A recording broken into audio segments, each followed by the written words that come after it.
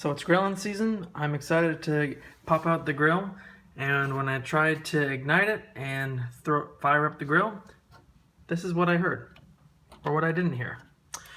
So if your igniter isn't working, let me show you a quick way to test to see if it needs to be replaced or not. So what you can do is you can actually unscrew the button,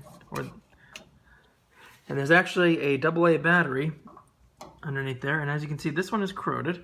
So if we put in a fresh battery and we hear the clicking, we'll know that this igniter is still good. Here's the test. And there you go. That's how you check and get your igniter back working the simple way. If you replace the battery and it still isn't working, you can replace this. If you'd like a video on how to do that, just let me know in the comments section below. If this video was helpful, please like and subscribe. And if you have any questions, please put them below. And I'll see you in the next video.